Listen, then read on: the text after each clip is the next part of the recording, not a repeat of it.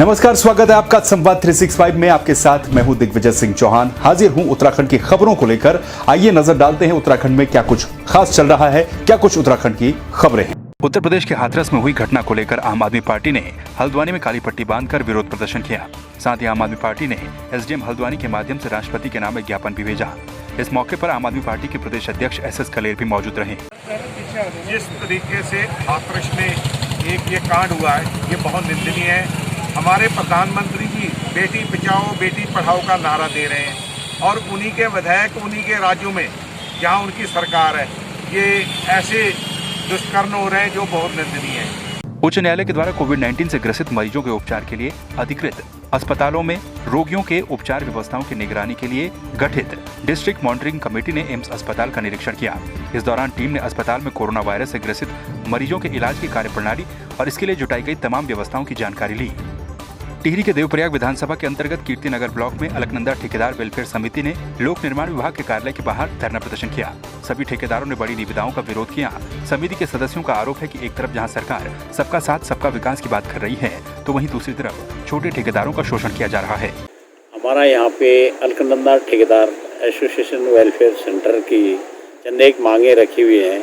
यहाँ पे इस सरकार के 3.5 साल पूरे हो गए हैं और छोटे ठेकेदारों का तो इन्होंने बिल्कुल नामो निशान ही मिटा दिया रोजगार की वजह से। यहाँ पर हमारा जो लोक निर्माण विभाग है, ये बड़ी बड़ी निविदाएं निकाल रहे हैं, जिससे छोटे ठेकेदारों को रोजगार नहीं मिल पा रहा है।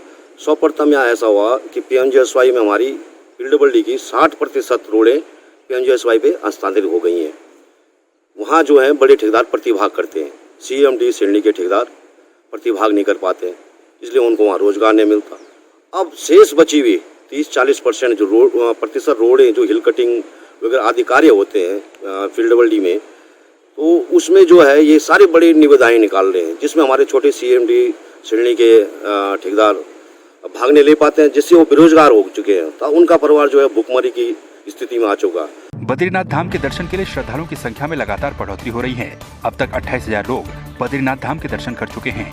कोरोना महामारी को देखते हुए देवस्थानम बोर्ड के द्वारा शारीरिक दूरी और श्रद्धालुओं को मास्क पहनने की अपील की है। अभी इस टाइम पे जो यात्री हैं बद्रीनाथ के लिए, वो दिन प्रतिदिन बढ़ते ही जा रहे हैं और लगभग अभी तक 28,000 के आसपास बद्रीनाथ में लोगों ने दर्शन कर लिए हैं और इसी तरह से हेमकुंड में लगभग 3,300 के आसपास तीर्थयात्री पहुंच चुके हैं।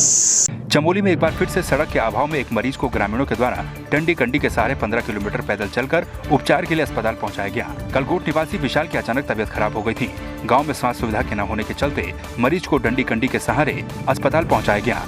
जोशीमठ से कलगोट की दूरी लगभग 50 किलोमीटर है, जिसमें लगभग 15 किलोमीटर का पैदल मार्ग है, जिससे लोग प्रतिदिन 15 किलोमीटर पैदल चलकर अपने निजी कार्य के लिए आते हैं। उप जिलाधिकारी का कहना है कि गांव में बीमारी की सूचना मिलने के बाद स्वास्थ्य विभाग की टीम भेजी गई। कल हमको सूचना प्राप्त हुई थी कि किमाड़ा गांव में कुछ लोगों को पेचिश वगैरह हो रहे हैं, जिससे वहाँ जो है महामारी फैलने की संभावना है। तो इसके मद्देनजर तुरंत हमने कल ही टीम भेजी थी। कल शाम हमारी टीम वहाँ पहुँच भी गई है और वहाँ लोगों का इलाज शुरू कर दिया है। प्रदेश व्यापार मंडल के द्वारा हरिद्वार में नंगे पांव चलकर सत्याग्रह यात्रा की शुरुआत की गई है। व्यापारी सरकार से आर्थिक पैकेज दिए जाने सहित बिजली पानी और स्कूल फीस माफ करने की मांग कर रहे हैं। प्रदेश अध्यक्ष संजीव चौधरी के नेतृत्व में कनखल थाने से शुरू होकर ये पदयात्रा बंगाली मोड़ कनखल तक निकाली गई। सभी व्यापारी तपती धूप में नंगे पांव पदयात्रा में चले। राज्य में मार्च से लेकर अब तक लॉकडाउन चल रहा है।